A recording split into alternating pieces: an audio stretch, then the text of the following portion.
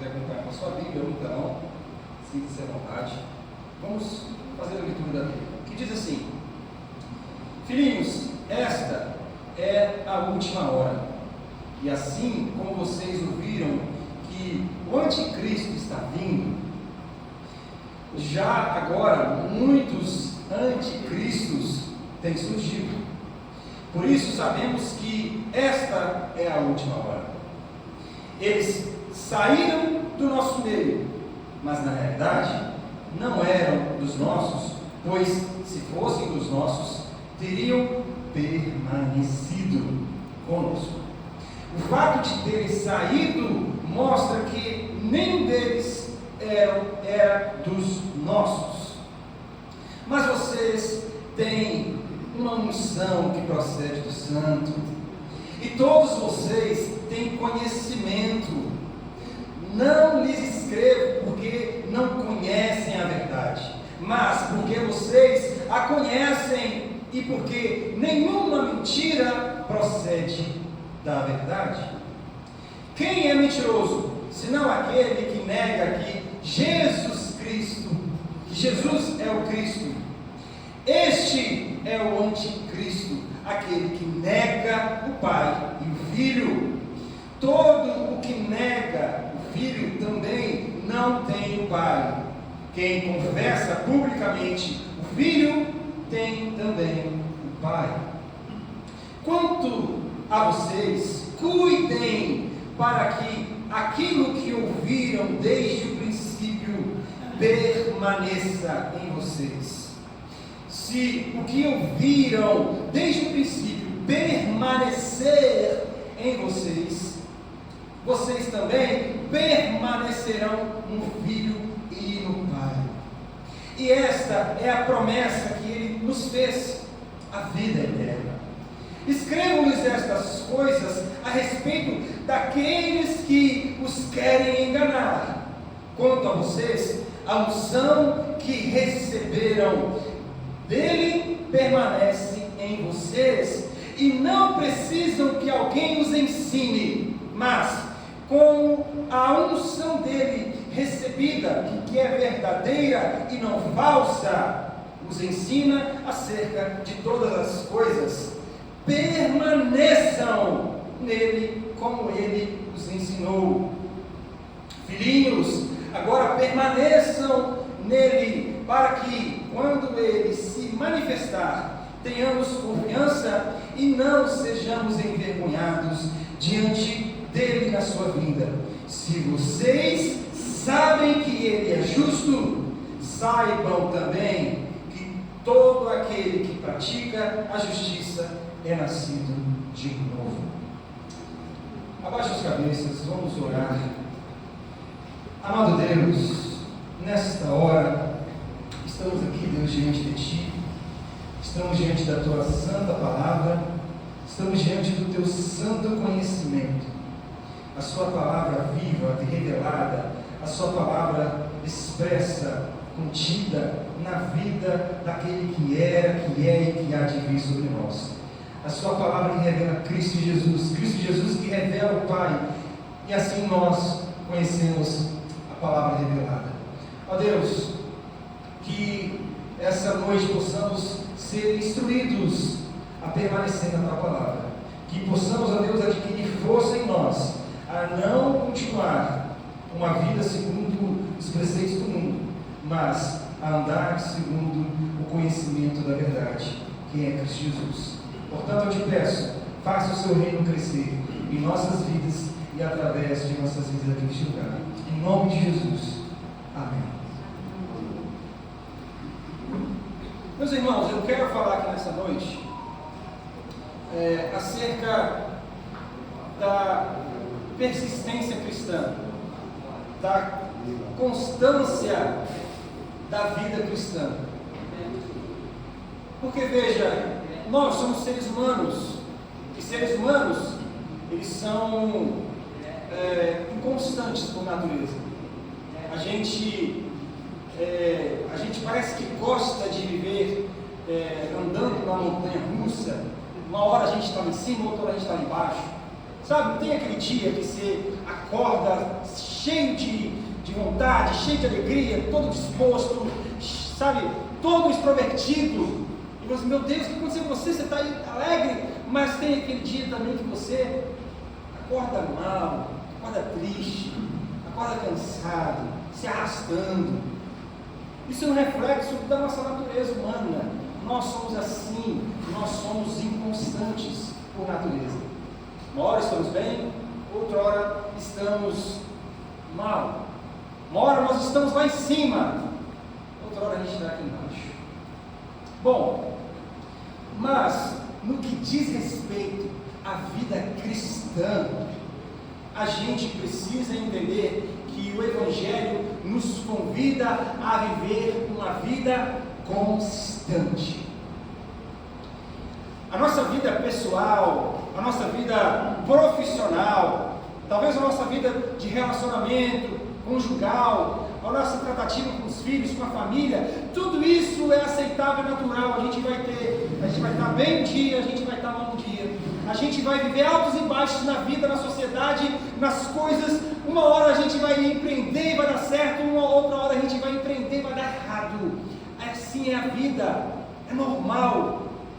Mas o que diz respeito à vida cristã, no que diz respeito à nossa vida, ao nosso relacionamento com Deus, a gente precisa ouvir a palavra de Deus, que nos chama para viver uma vida constante em Deus. Amém? Amém. Então, eu quero chamar a sua atenção para essa permanência. Eu vou fazer uso dessas palavras: constância, permanência, perseverança. São palavras que trazem esse conceito da gente ficar firme no Senhor, perseverando no Senhor, constante em Deus, independente das circunstâncias. Nós não estamos bem com Deus se estamos de bem com o mundo ou de bem com a vida.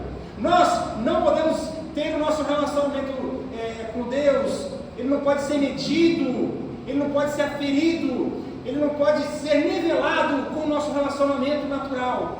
Nós podemos estar lá e cá na nossa vida social, mas o nosso relacionamento com Deus deve ser constante. O nosso relacionamento com Deus deve ser permanente. O nosso relacionamento com Deus deve ser perseverante.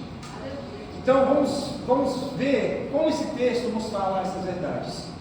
Irmãos, a gente tem esse versículo 18, que tem aí todo o carinho do apóstolo, né? Filhinhos, é o jeito carinhoso, é o jeito que ele tem para com esses crentes que ele escreveu, porque possivelmente são crentes que ele trabalhou, crentes que ele conquistou para o reino de Deus. Então, ele tem esse carinho paterno, né? Filhinhos, esta é a última hora.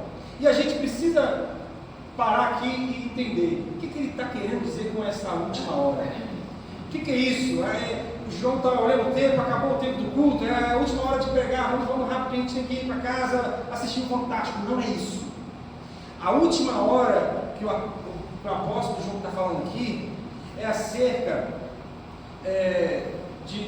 equivalente a expressões como os últimos dias, ou os últimos tempos, ou o fim dos tempos. João, lá no primeiro século, poucos anos depois da morte e ressurreição de Jesus, da assunção de Cristo, de Cristo ter ascendido aos céus, pouco depois disso, João já está falando ali sobre a última hora, sobre o fim dos tempos. E por que ele está fazendo isso? Irmãos, porque João compreendia que o fim dos tempos, ele foi inaugurado por Cristo Jesus. O mundo estava sendo conduzido pelos homens, mas veio aquele que disse: olha, é chegado o reino dos céus, arrependei-vos. É a última hora.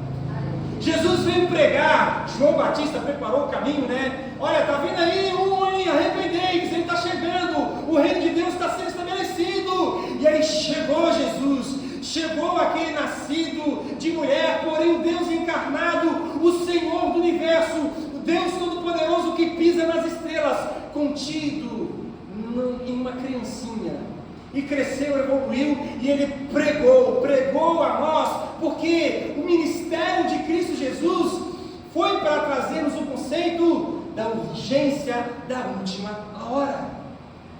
Não, não temos mais tempo para brincar de sermos homens, ou não temos mais tempo para poder ficar sendo meninos. Nós temos que amadurecer e reconhecer que já é a última hora. Jesus disse isso claramente, quando ele disse, é chegado. Ele não disse, olha, está chegando, está vindo, uma hora vai chegar. Não, ele disse, já chegou, é chegado o reino dos céus. Portanto, o que é preciso, o que se exige de vocês, arrependei-vos. É necessário o arrependimento para perceber que é a última hora. Porque o homem não arrependido, ele vive na sua vida tranquila, ele vai e vem, ele compra e vende, ele acorda, adormece, ele vive a sua vida natural, despercebido, despreocupado, porque ele não entende que é a última hora.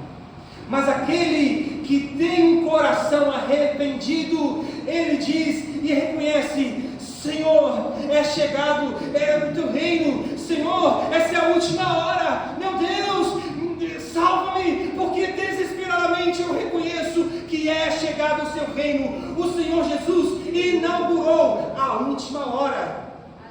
Isso significa que Deus já tem um tempo final. Deus, ele já botou um ponto final na história da humanidade.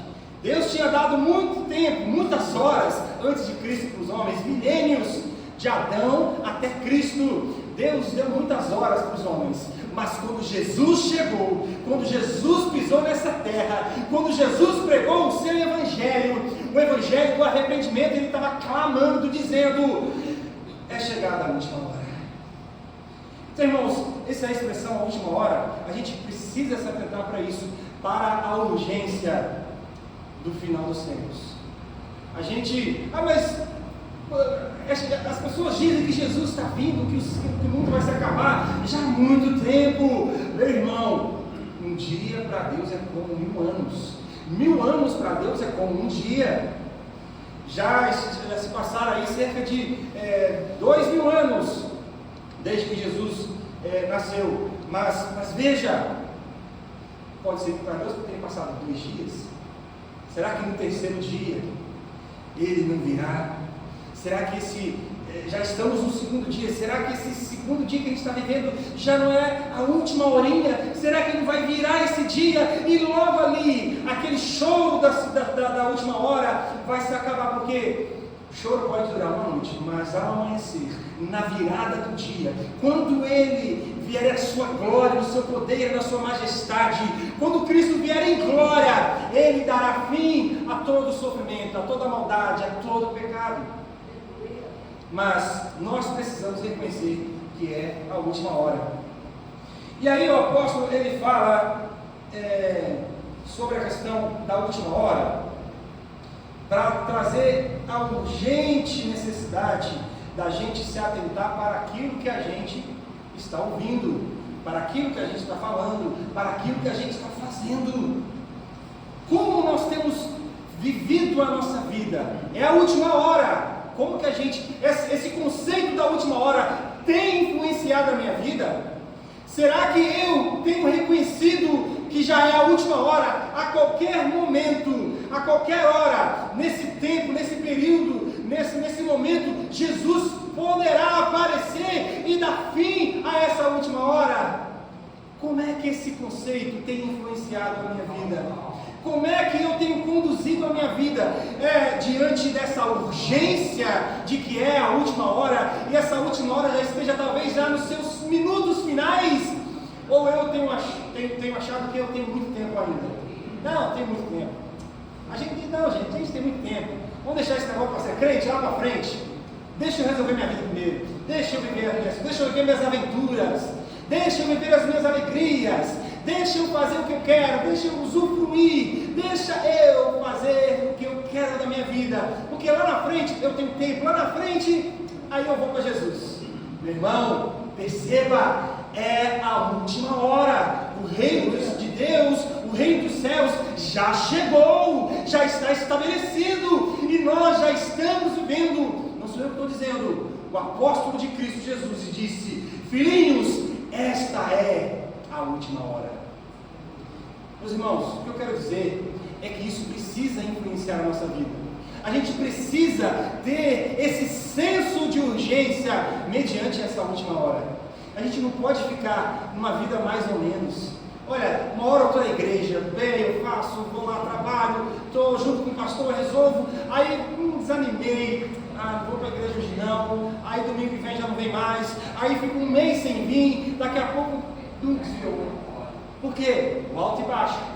Como eu disse, altos e baixos a gente tem na nossa vida social, pessoal, profissional, mas na nossa vida espiritual nós não podemos brincar de montanha-russa. Na nossa vida espiritual, ou a gente está com Deus, ou a gente não está com Deus. E aí ele diz: filhos, esta é a última hora, e assim como vocês ouviram que o anticristo, e aqui ele estabeleceu um conceito. Em nenhum momento na Bíblia, a não ser neste livro aqui, no livro de João, não é mencionado, não existe esse termo anticristo. Existem conceitos similares, tipo o filho da perdição, o iníquo, como Paulo fala, o chifre pequeno lá em Daniel, tudo falando sobre o anticristo escatológico, o homem da maldade que vai fazer perseguição à igreja. Mas ele está dizendo: vocês ouviram que o anticristo está vindo. Quando ele falou isso aqui, ele está dizendo o anticristo escatológico, aquele homem que vai encarnar a maldade, que vai encarnar Satanás em si, um homem movido por Satanás na terra para perseguir a igreja e enganar o mundo. Bom, mas ele continua: já agora muitos anticristos têm surgido. Ou seja, ele disse: vai vir o anticristo, o escatológico, a pessoa do anticristo vai vir, mas agora já está em vigor o ministério do anticristo. Agora já opera muitos anticristos. Como? O que é isso? Falsos pregadores, falsos mestres, falsos pastores, falsos profetas. Muitos desses homens, eles são claramente chamados pela palavra de Deus como anticristos. Irmãos, a gente não porque a preocupação do apóstolo aqui é de cuidar da igreja, de preservar a igreja do engano e da maldade dos falsos profetas, desses anticristos aqui. João está fazendo aqui, está trazendo um conselho, dizendo: ei, a palavra principal aqui que gira em torno do texto aqui é permaneça. Filhinhos, permaneçam. Filhos, permaneça na palavra, permaneça em Deus, permaneça no Espírito, permaneça na unção, permaneça na vida, na fé, permaneça em Cristo. A palavra permanecer aqui, o verbo permanecer, aparece nesse trecho ali, do versículo 18 ao 29, aqui nesse trecho, aparece 7 vezes. Por quê? Não é à toa, ele está insistindo, ele está dando ênfase, ele está dizendo para os crentes prestarem atenção e permanecerem em Deus, porque já surgiram e surgem e continuarão surgindo falsos pregadores que vão pregar doutrinas diabólicas, doutrinas de demônios em sinagogas de Satanás, enganando milhares e milhares.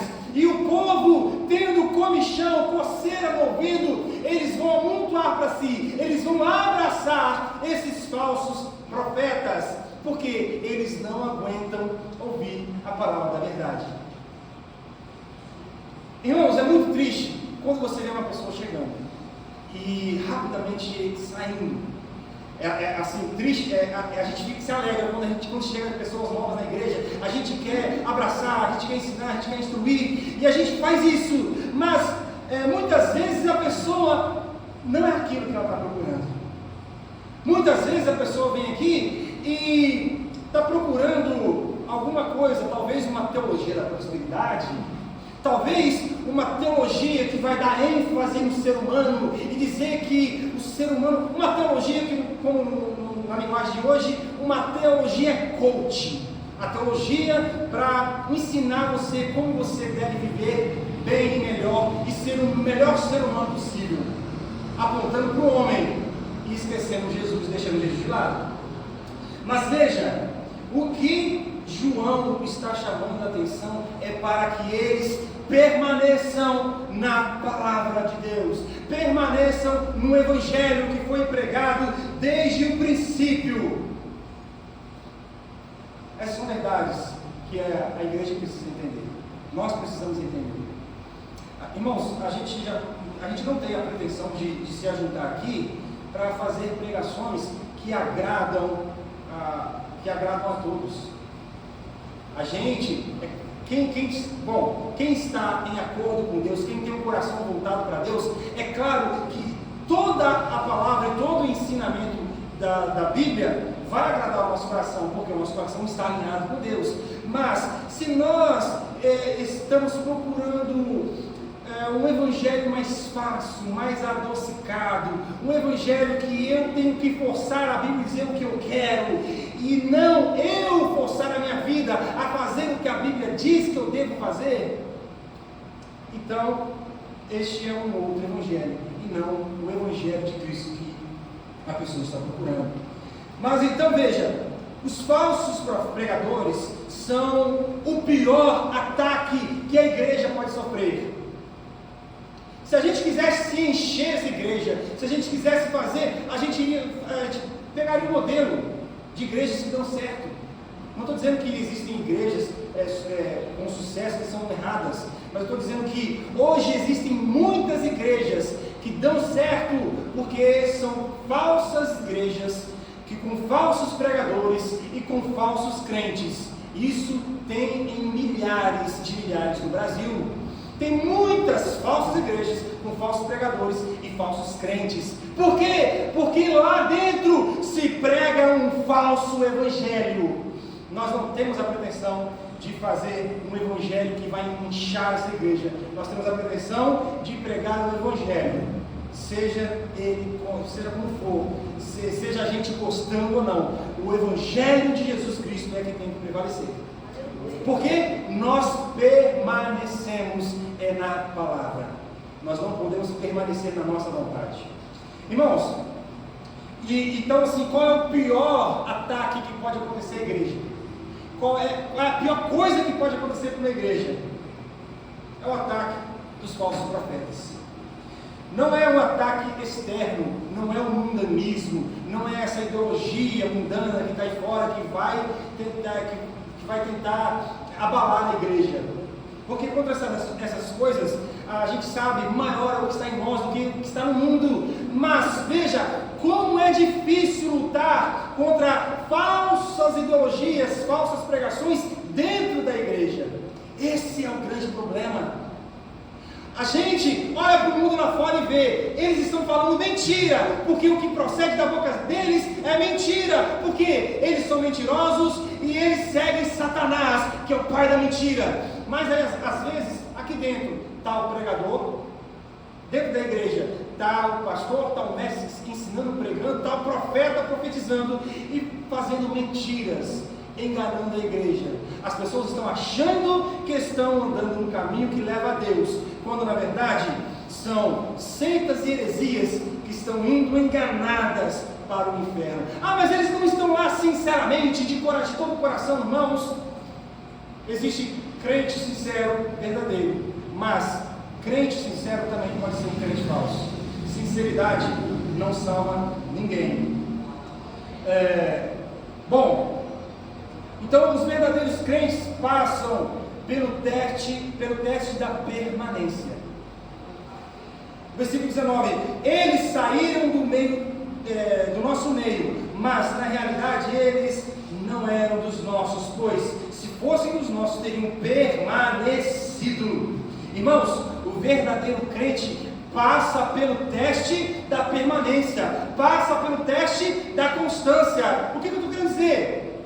Está vindo a dificuldade, está vindo a perseguição está vindo às vezes dentro da minha casa. O que eu vou fazer? Eu vou abandonar Cristo, eu não quero mais, Jesus não está olhando para mim, Jesus não está convertendo o meu marido, a minha esposa, os meus filhos, Jesus não, parece que não está olhando para os meus pedidos, a minha oração talvez não esteja sendo ouvida por Deus, porque eu sofro perseguição no trabalho, eu sofro perseguição na minha casa, eu sofro perseguição na minha família. Meu irmão, é isso aí. Crente, um sinal de crente, verdadeiro crente é perseguição.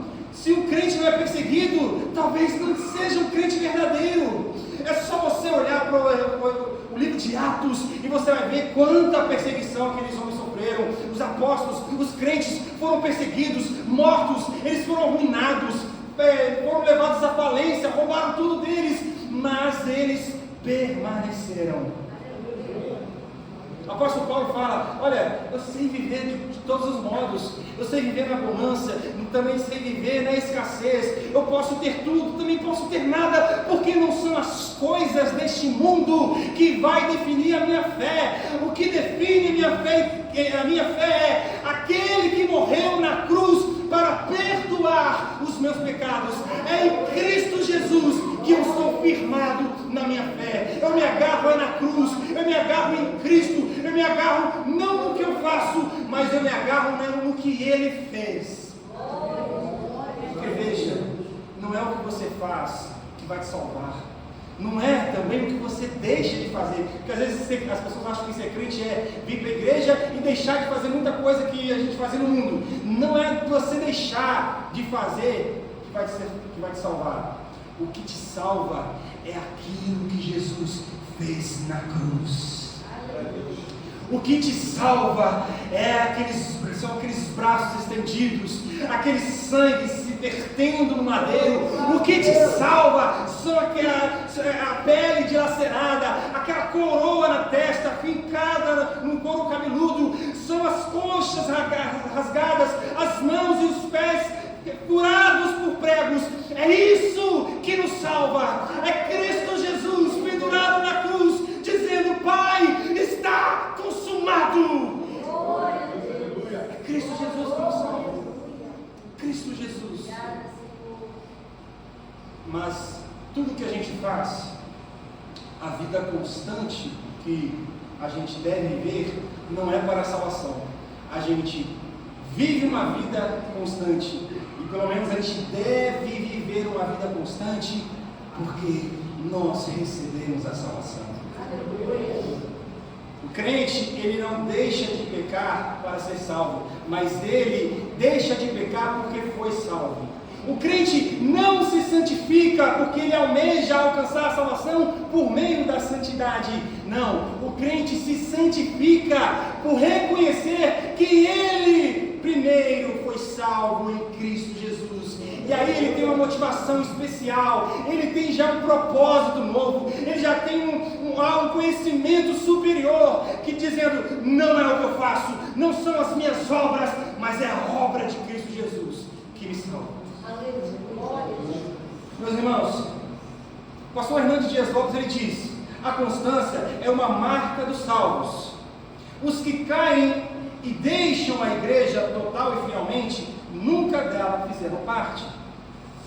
Porque veja, o que o texto diz? O texto está dizendo, versículo 19: saíram do nosso meio, mas na realidade não eram do nosso meio. Se a pessoa não é constante, e se ela não permanece, se ela não fica, se ela não tem esse pensamento: olha, eu estou com Cristo, eu estou do lado dele, e daqui eu não arredo o pé, eu não saio de perto dele, eu quero ficar com Cristo. Pode cair o mundo, desabar o teto, pode sumir o chão dos meus pés, mas eu permanecerei naquele que me salvou.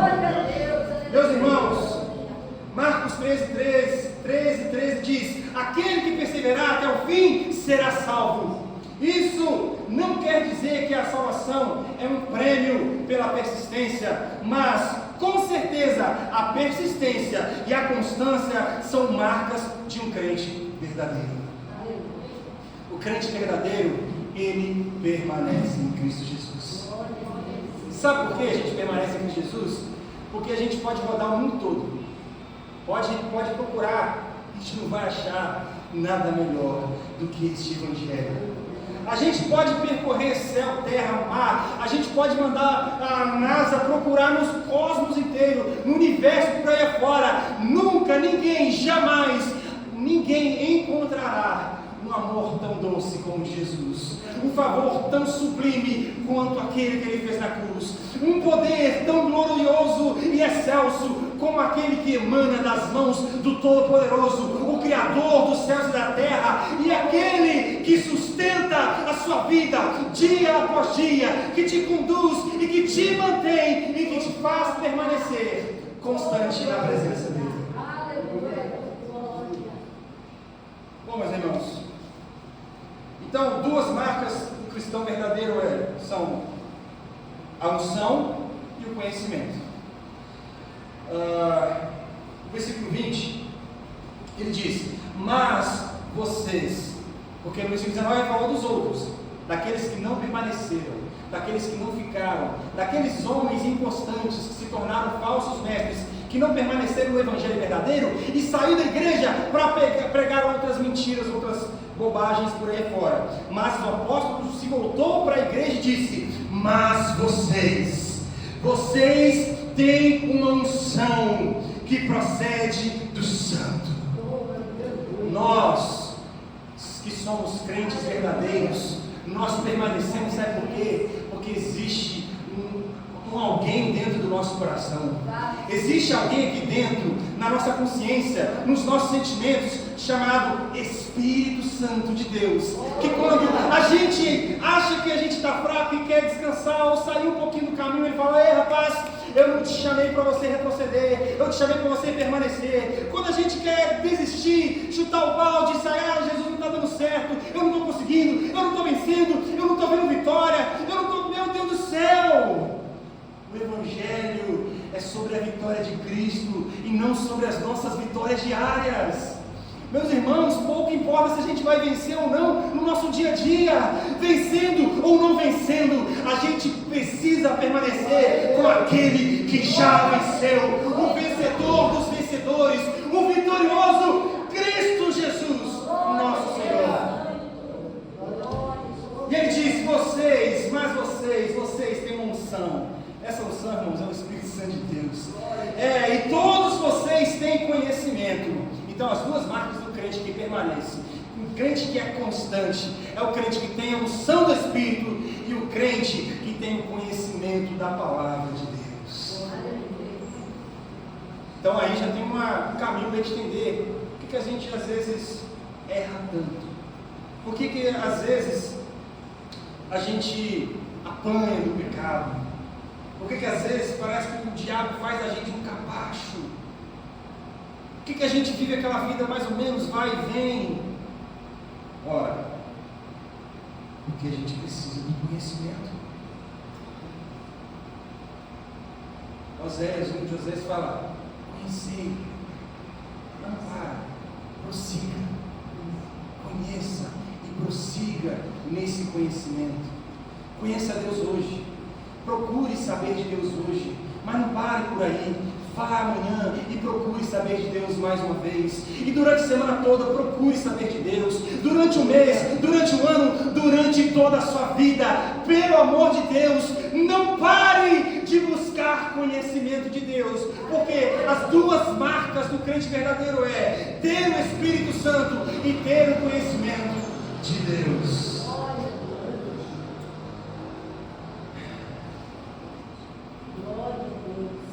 Irmãos, a proteção do crente contra o anticristo, porque veja, o apóstolo aqui está dizendo de um problema, o problema dos falsos pregadores, o problema do anticristo, ou dos muitos anticristos que tem aí por aí, que estão pregando, falsos pregadores, falsos pastores. A gente precisa se blindar, se proteger deles. Como? Ora, através do poder do Espírito Santo de Deus. Efésios 4,30 diz que o Espírito Santo de Deus é o nosso selo, é a garantia. Sabe o que é o selo? É aquela ideia de, antigamente, como se fazia para selar uma carta? Você botava o selo da... Exatamente, que tinha. Antigamente era uma pasta, era uma cera, né? Botava a cera na carta, botava ali a marca do anel, está selado. Só pode abrir a carta a quem a carta pertence.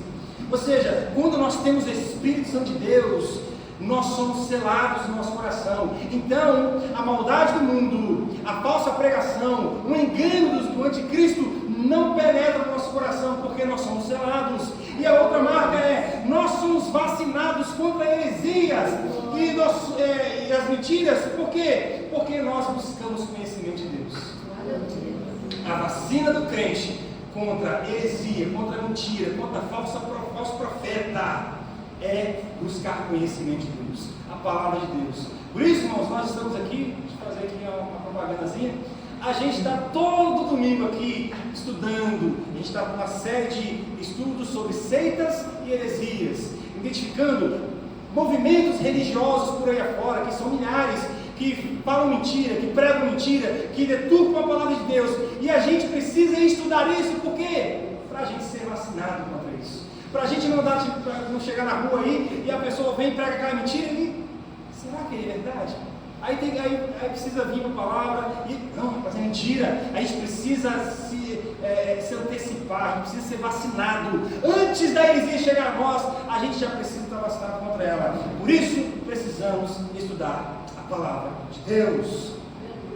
Irmãos, a heresia é uma consequência da negação de Deus. Por que existe heresia? Porque os homens negam a Deus, não suportam a sã doutrina e negam a Deus. Veja o versículo 23, ele diz: todo o que nega o Filho também não tem o Pai. Por que ele disse aqui? Porque no tempo do apóstolo, lá no primeiro século, estava surgindo um movimento gnosticista, ou gnosticismo, como veio a ser conhecido no século II. O gnosticismo negava, como eu já falei aqui em outras pregações, negava que Jesus foi um homem, uma pessoa. Eles diziam que Jesus era um espírito, que Jesus era um conceito, que Jesus era um ser iluminado espiritual, que Jesus não foi uma pessoa. Isso é heresia. Isso é heresia. E aí João está dizendo: todo aquele que nega o Filho também não tem Pai. Mas quem confessa publicamente o Filho tem também o Pai.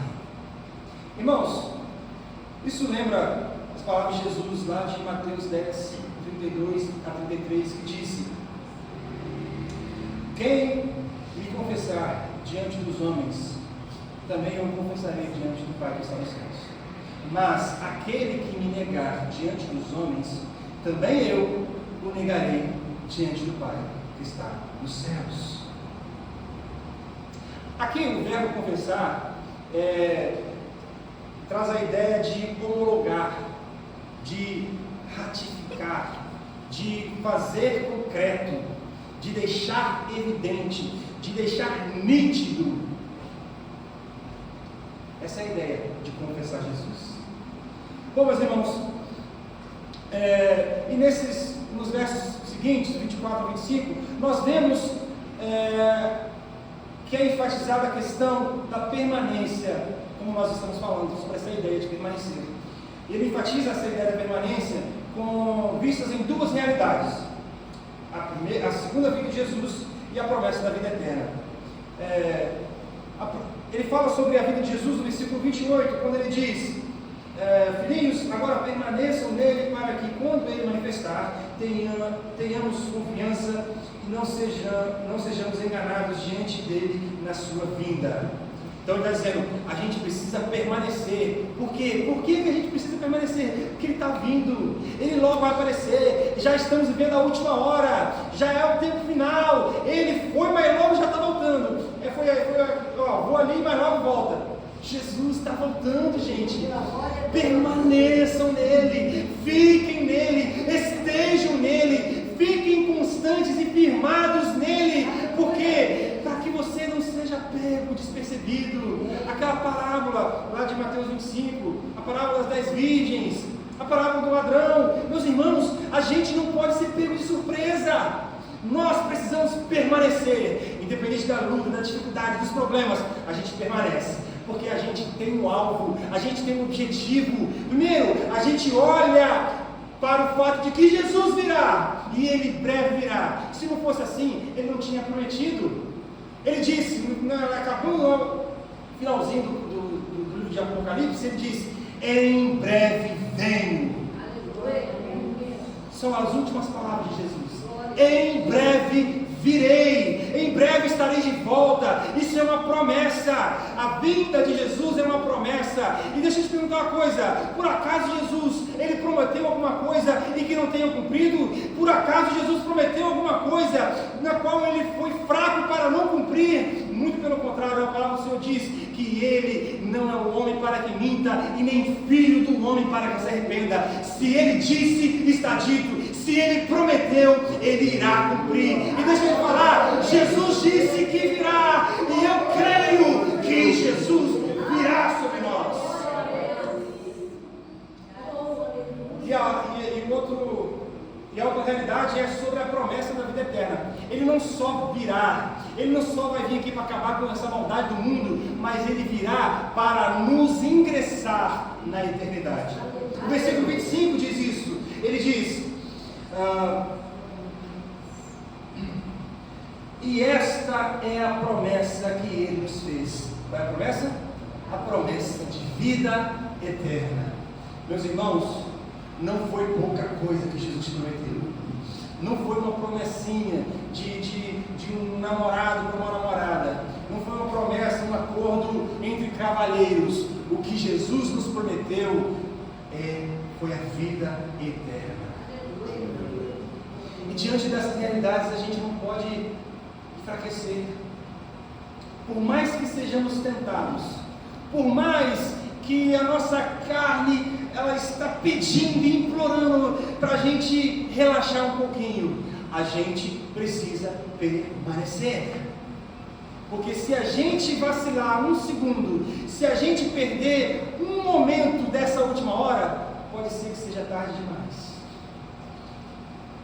Como o conceito que estabeleceu, que o apóstolo João estabeleceu, que foi: os nossos permanecem. Se alguém sai, estava no meio de nós, estava conosco, mas saiu de forma definitiva, isso significa que nunca foi dos nossos. Quem é dos nossos, quem é do nosso grupo, quem é crente de verdade, fica na igreja, permanece na igreja, haja o que houver, ele fica firmado na igreja de Cristo Jesus. Bom, irmãos, e para finalizar, ele dá aqui algumas últimas orientações. Eu listei aqui algumas últimas orientações para resumir tudo o que falamos aqui até agora. Nós devemos permanecer no Evangelho antigo. Sim, antigo, porque já tem 2000 anos aí aproximadamente que Jesus pregou. E veja, antigo, mas poderoso, né? Que palavra é essa que persiste por 2000 anos?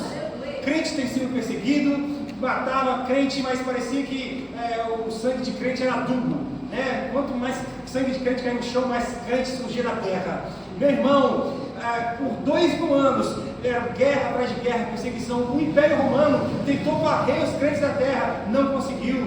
O marxismo cultural, o comunismo, tentou varrer os cristãos da face da terra, não conseguiu, porque maior é o que está em nós do que o que está no mundo. Nós somos mais do que vencedores, não porque nós vencemos, mas porque Cristo Jesus venceu por nós. Então, a ideia permaneça no Evangelho. Sim, é um Evangelho antigo, porque é antigo por causa do tempo.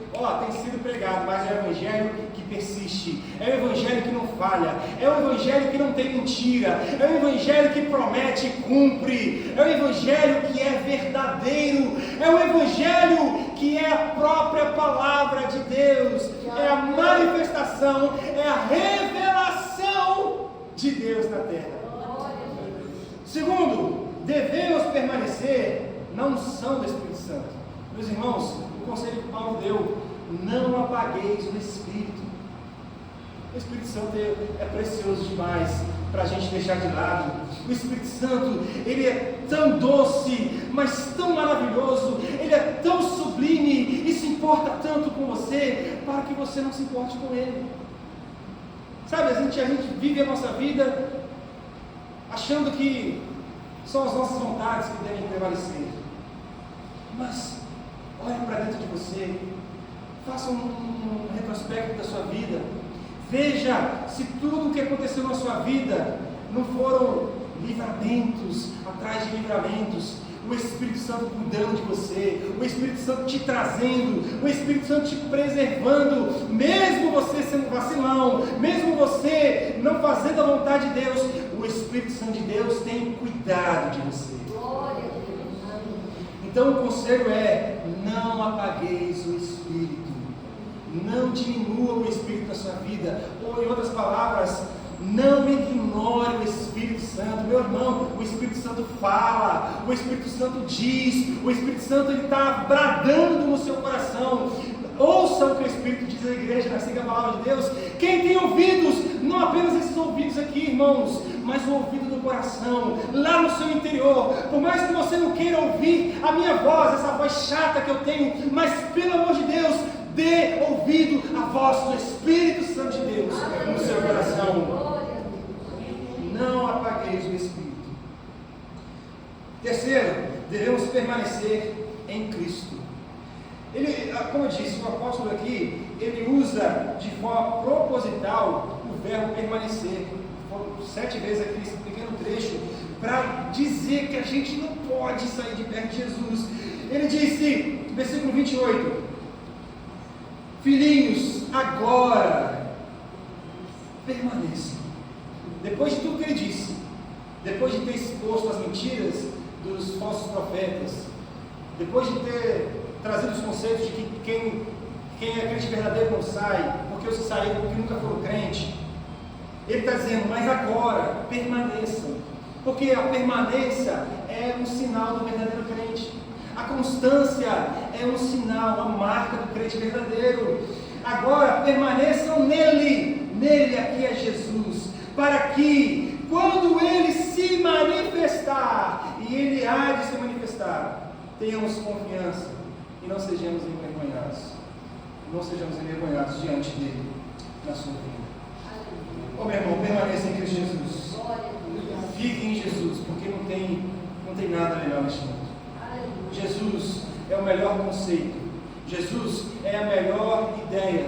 Mas não, Jesus não é só uma ideia, Jesus não é só um conceito. Jesus é uma pessoa em quem nós podemos livremente nos relacionar. Acordar de manhã e falar, Jesus, muito obrigado por mais um dia que o Senhor me deu. Vá na minha frente, Senhor, faça, Deus, com que a sua vontade e que a sua glória seja vista na minha vida.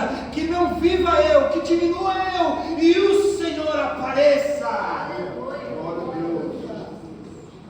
Em quarto e último lugar, nós devemos permanecer nas obras de justiça. Porque veja, eu disse aqui que a gente não faz obra para ser salvo, que não é aquilo que a gente faz ou aquilo que a gente deixa de fazer que nos salva, mas a gente entende que Cristo Jesus nos salva e nos salvou, e portanto a gente decide, por meio da gratidão, viver uma vida de justiça, viver uma vida de santidade. Então, devemos permanecer nas obras de justiça como evidência da nossa salvação. Como é que eu posso mostrar que eu sou salvo? Vivendo uma vida reta. Como é que eu posso mostrar para as pessoas que eu sou salvo, além das palavras? Porque é fácil falar, olha, eu levanto a minha mão, eu aceito Jesus, eu sou crente, ok. Você pode vir aqui na frente, fazer a sua oração do pecador, e a gente pode orar por você, mas isso pode ser da boca para fora. Como é que você mostra no seu dia a dia que você foi salvo? Se você realmente se arrepende E o arrependimento traz mudança. O arrependimento traz a transformação. O arrependimento faz-nos viver em uma vida de santidade, em uma vida de justiça.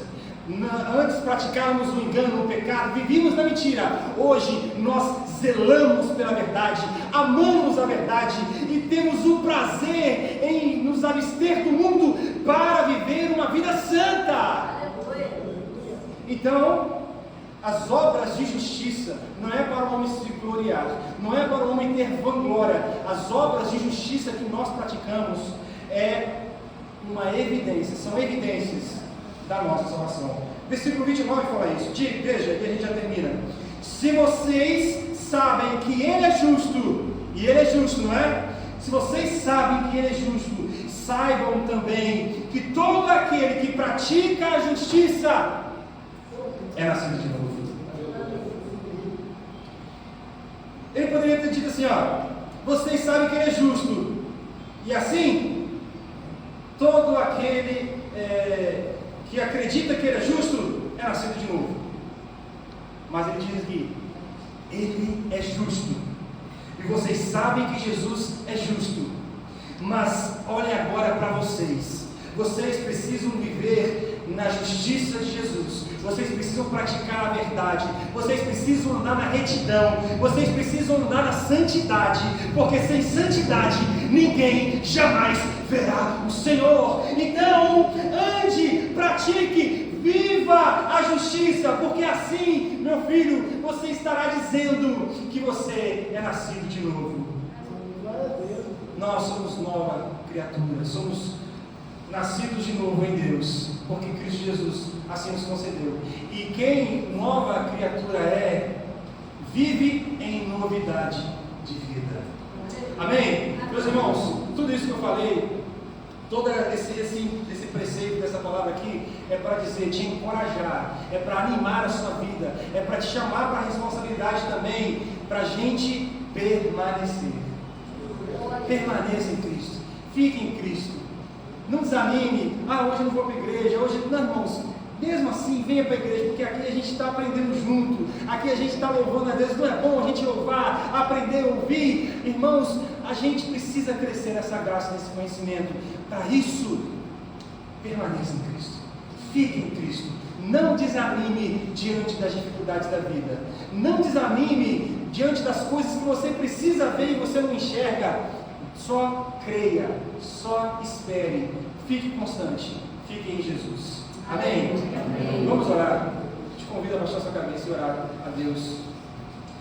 Amado Senhor, a sua palavra é santa, pura, fiel, e a sua palavra nos chama à responsabilidade para sermos, ó Deus, crentes verdadeiros e mostrarmos as marcas de um crente verdadeiro. Ó Deus, as marcas essas são, ó Deus, a unção do seu Espírito. Nós não queremos apagar o seu Espírito, portanto te pedimos, acenda o seu Espírito em nossos corações, acenda a chama do Espírito Santo em nós, para que possamos, ó Deus, nos relacionar com o seu Santo Espírito, com Cristo Jesus, com Deus Pai todos os dias, ó Deus, e que possamos permanecer, ó Deus, na caminhada, que possamos permanecer, que possamos ficar em Ti, mesmo diante das lutas ou dificuldades.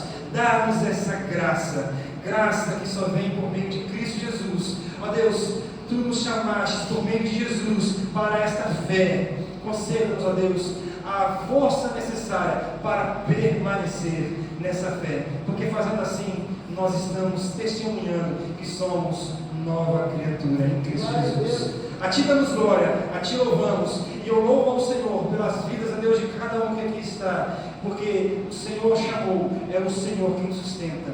Ó Deus, esta é a minha oração, sabendo que o Senhor a ouve, em nome de Jesus. Amém.